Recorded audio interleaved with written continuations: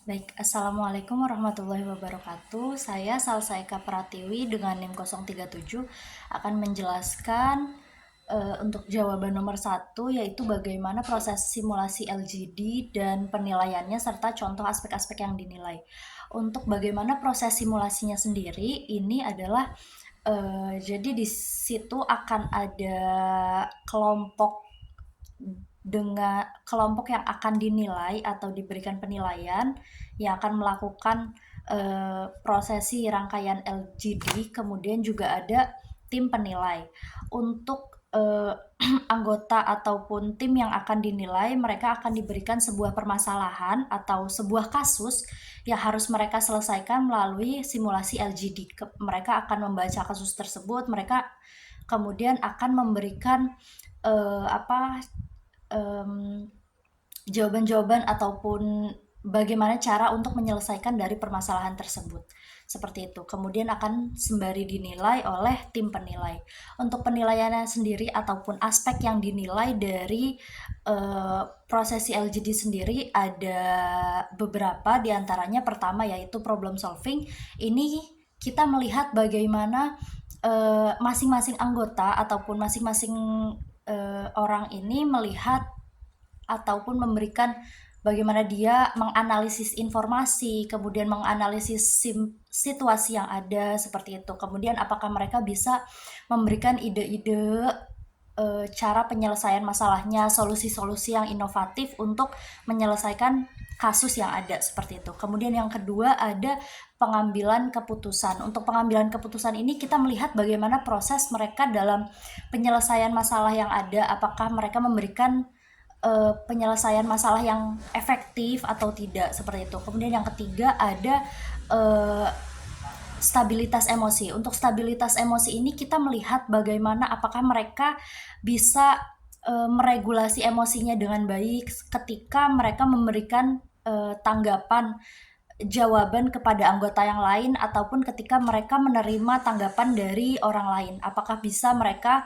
menunjukkan sikap yang positif atau emosi yang positif dalam menanggapi jawaban-jawaban yang ada seperti itu. Kemudian yang selanjutnya ada teamwork. Untuk teamwork sendiri kita melihat apakah mereka bisa bekerja sama untuk mencapai tujuan dari LGD ini. Untuk tujuan dari LGD sendiri ini kan sebenarnya untuk melihat apakah mereka bisa memberikan solusi ataupun ide dalam menyelesaikan masalah yang ada. Nah, kita lihat apakah mereka bisa bekerja sama dengan teman lain ataupun dengan anggota yang lainnya dalam memberikan solusi seperti itu. Kemudian juga apakah mereka bisa menyelesaikan masalah ataupun menghargai pendapat orang lain, itu juga kita bisa lihat untuk teamworknya. Kemudian selanjutnya ada tanggung jawab.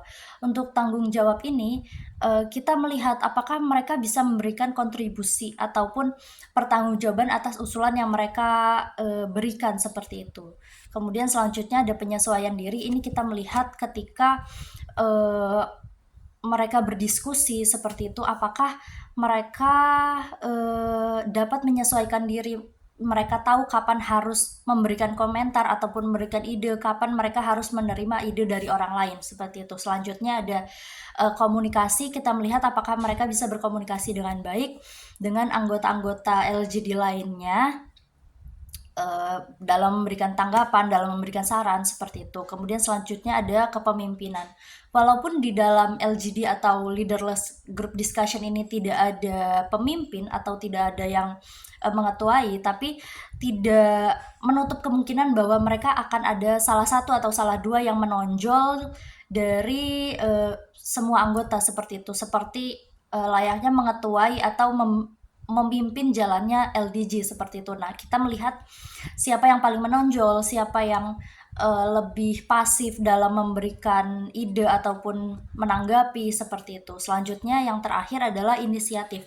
Untuk inisiatif ini kita lihat apakah mereka dalam memberikan ide, mereka banyak memberikan solusi yang inovatif atau tidak seperti itu. Terus apakah mereka anggota-anggota ini banyak apa ya memberikan solusi ataupun mengambil inisiatif untuk memulai diskusi ataupun memberikan tanggapan dan sebagainya. Mungkin seperti itu.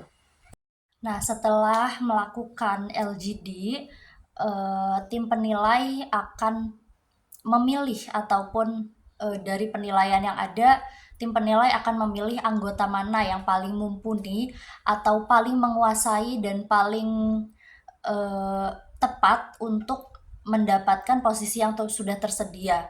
Dari aspek-aspek yang ada, kita lihat mana yang paling menguasai atau mana yang memiliki aspek penilaian yang paling bagus di antara anggota-anggota yang ada untuk kemudian menerima ataupun mendapatkan jabatan yang ada, seperti itu.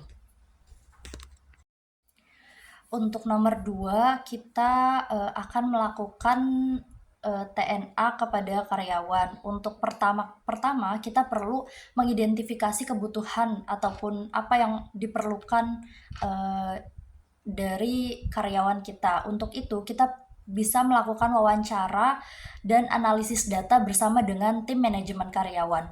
Setelah itu kita melihat apa yang diperlukan oleh karyawan kita. Ternyata yang diperlukan adalah perlu ditambahnya keterampilan teknis pada anggota tim front office, seperti itu. Setelah analisis data tersebut, kita mengetahui bahwa yang diperlukan adalah pelatihan keterampilan teknis untuk anggota tim front office. Setelah itu kita lihat apa yang diperlukan. Oh, ternyata kita perlu melakukan upselling, sehingga untuk pelatihannya adalah upselling teknik untuk tim anggota front office. Untuk upselling teknik sendiri ini adalah tujuannya untuk memahami ataupun mengetahui cara untuk menambah penjualan ataupun bagaimana cara kita menawarkan layanan kepada tim front office. Kemudian bagaimana meningkatkan keterampilan persuasif ketika menghadapi klien oleh tim front office. Sasarannya tentu saja resepsionis dan anggota front office yang bertugas di depan. Kemudian untuk deskripsi kegiatannya yaitu kita melakukan yang namanya workshop ataupun pelatihan dengan fokus teknik penjualan tambahan ataupun meningkatkan pendapatan serta memberikan pelayanan yang baik untuk tamu. Untuk alasan mengapa menggunakan teknik ini ataupun alasan programnya adalah tentu saja untuk menambah pengalaman baik bagi pelayanan kepada pelanggan. Setelah itu tentu saja untuk meningkatkan ataupun memberikan peningkatan pendapatan bagi hotel tempat kita melakukan pelatihan ini, serta bagaimana cara memberikan penawaran ataupun layanan tambahan kepada customer sehingga mereka akan mendapatkan pelayanan yang baik, seperti itu.